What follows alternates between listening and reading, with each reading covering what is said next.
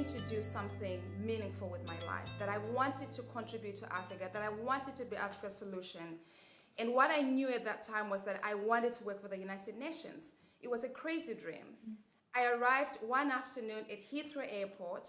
I had 250 pounds to my name. I had my small African suitcase and no friends, no family. And I remember checking into this youth hostel, which my family had sold several cows to buy me a ticket to put me up in this youth hostel for a month, but with really no other way of surviving. And I said, God, you put me here, and therefore you will look after me. And so, again, I checked into this youth hostel. You know, there were about 4 other people in the room, and they say to me, what are you here for? And in my very thick African accent at that time, I said, I'm here to work for the United Nations. And of course they laughed. They thought this is bizarre. There's people with a PhD who can't work for the UN. And so again, you know, I think I then realized actually at that point that I've had these blessings that Matilda had. You know, they've been with me the whole time. And of course, fast forward now, you know, 13 years later, I have worked as a policy advisor for the UN. I started with UNAIDS in Geneva. I've worked with the World Health Organization.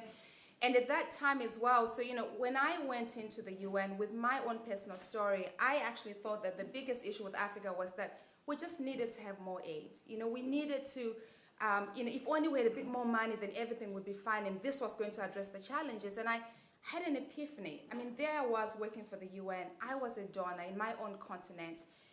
And I saw something else. I saw these phenomenal NGOs doing great work at the ground level.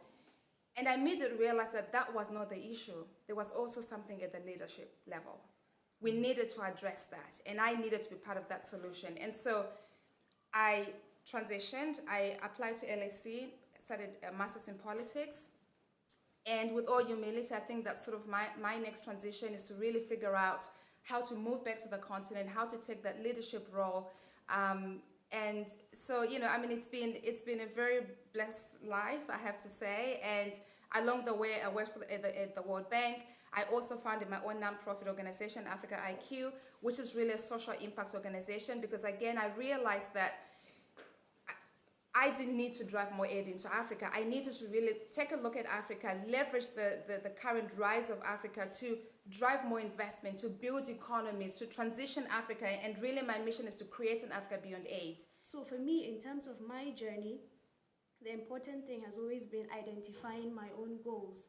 Because again, like I said, it's a society where, and of course this also applies to a lot of societies in Africa and sub-Saharan Africa, where, you know, your own goals as a young woman are supposed to be subservient to goals set by other people, by maybe your extended family, by the society itself. You're supposed to suppress whatever dreams that you have and pursue other people's dreams. So just identifying those goals and being determined about them has been one key aspect of my journey. Another thing is just being dissatisfied with the status quo. And for me, this is what I see with a lot of young women on the continent. You know, people do understand that the status quo is very problematic, but they're happy to just be complacent about it and just accept it as it is. And ultimately, it's a series of individual efforts that would lead to the change that we need to see in Nigeria, in Africa, in many parts of the developing world. What we are trying to do, and the Winnie Njemide series, is to bring about a new way of thinking, a new way of life, to set up things that people had not been used to. A culture, people have been used to living in a certain way. They have worked with, you know, norms that had been there for centuries. And I just want to read this. This is from Louise Dittmer. Because for us to undo or reverse attitudes that have been deeply ingrained in people for centuries, we have to rethink our dynamics. This is what Louise Dittmer wrote in 1848. The freedom of women is the greatest revolution not just for our own day, but for all time, since it breaks fetters which are as old as the world. If women at the grassroots would know who they are, would know they have the right to live, a right to their own choice, a right to education. If you're not aware of the rights that are due you, you cannot fight for your rights. If you don't know what is there for you, you can't seek for it. You can't seek to improve yourself if the opportunities are not there. If women bond together, so there are 3 seats out of 19 given to women by a presidential mandate, but 1 or 2 other women have managed to get in by election.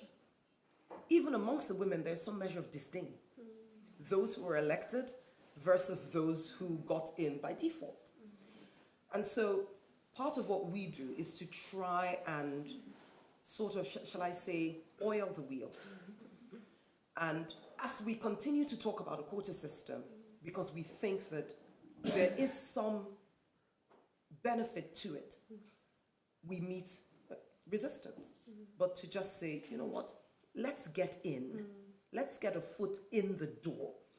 And if those who are in there legitimately and those of us on the outside give some measure of support, it may get better and easier.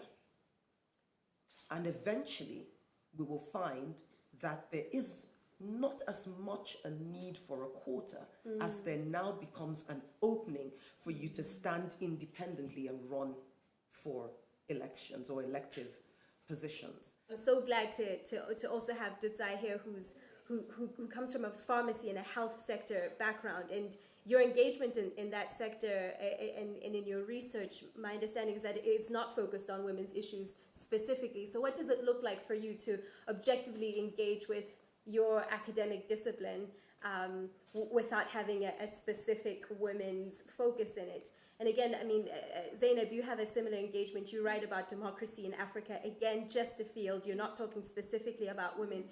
What does it look like for both of you to engage in those sectors? And also, have you experienced any challenges? In my line of work as a pharmacist, where I used to work, we used to work with a lot of government officials. That's where they came to have their medical services and stuff. And at some point, a really powerful government official came along, and I helped him. And he talked to me about his own daughter, who was also studying pharmacy or a related discipline. And I was so excited that he sees me as his daughter, because immediately when he starts talking about his children, who are your age, you immediately think, oh, nice, he's like a father figure, is totally taking me in. And he was once an ambassador to a very big international organization. And I was like, this could be the guy. He could mentor me, things like that. And for a few weeks, he was very official. He was very nurturing. It was a great relationship. Until one day he came to, again, to have his prescription filled. And when I was shaking his hand goodbye, he scratched my palm, and it suggested. I was more disappointed than afraid that I was very optimistic about this. And does it mean that women cannot expect to be mentored by powerful men without connotations? Well, at that point, the relationship was still small. There was nothing at stake much, so I was happy to walk away. But what then can women who want to be in big business, who want to run a rival company like Boeing? I mean, sometimes there's much at stake. Will they compromise? Well, do they have to depend on being sexual objects, like you said, for them to get somewhere?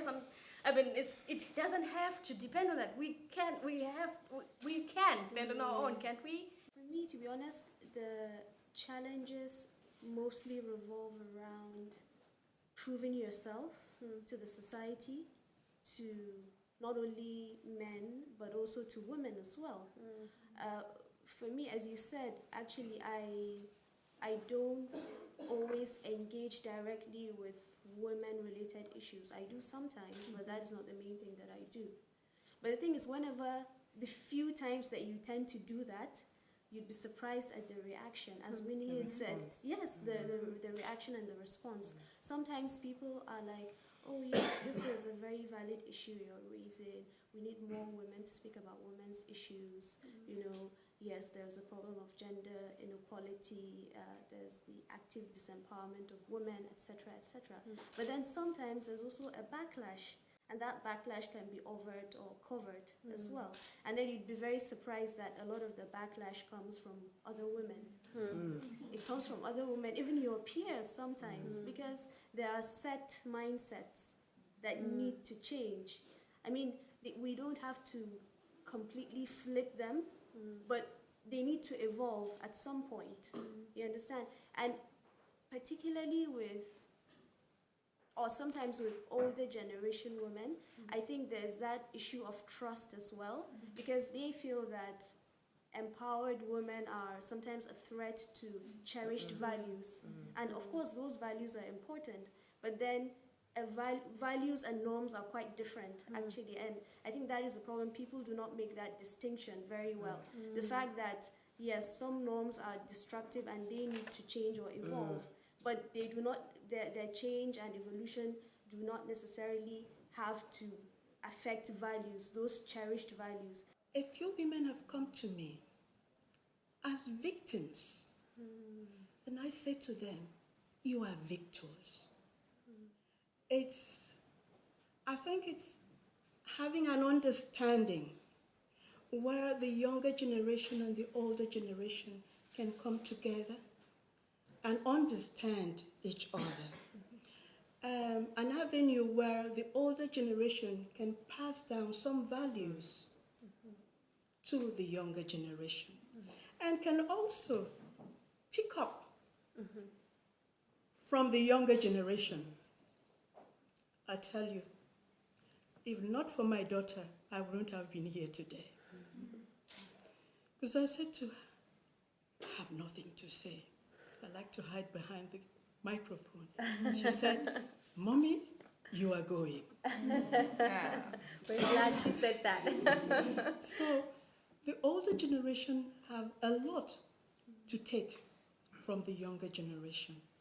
It's vice versa. I started to scribble something, and my scribbles read, the deliberate attempt to create platforms that help bring the younger and the older together so that they can interact and genuinely hope to have honest dialogue. Mentorship is many times not sustainable. And I don't think it is fully understood, at least not in the African setting, where to mentor is to adopt. And to mentor is to give of your time and of yourself. I don't think I would be successful at mentoring. So it is probably something that is innate to some women who perhaps are here in this room, who can give deliberate efforts towards saying, this is the path that I walked, and honestly, this is how I walked it. Because women, because we are not always governors of our mouths, it is difficult to have honest dialogue, because you're not certain, especially in this age where we can tweet and do all sorts of things. So as you rise through the ranks, then you become a policeman of your past, because you've got to determine what gets out and how it gets out, because it might be misconstrued, and therefore we cannot really tell many times an honest story. To this, my response is usually, very soon people forget about your story because there's another one. So if we dare risk it, because it will better a generation, then we will all be the better for it. Not everyone, and I hear the word mentorship used all the time, and sometimes I see the hope in the younger people as they're looking up to this person who stands on a podium and, you know, talks about mentorship schemes and things like that. And it's not, as I said, it's not for everyone. However, we can find a little bit of experience in everyone. So rather than give the responsibility, which may become a weight, to the one person to say, guide me through this, we can pick up from different people. I do that even in my marriage. I look at my husband and I think to myself, there's absolutely no way one man was created to fulfill all my needs. It's just not possible. And so I have a sisterhood that I call my watering hole. And in that sisterhood, I get some good advice sometimes. I cry, I laugh, I'm honest, and I can say, this is just how I feel today. And I think that if some of those methods are applied to mentorship, and sometimes it's not even where we are able to sit one to the other, but it might be that I read some of Zainab's musings, and I can pick up something of her, or that I listen to Women's Link, and I can pick up something from there that form me and guide me, that speak to the issues that I am going through. And then I deliver myself from the need to be attached to the one, and I deliver the one from the need to feed into me.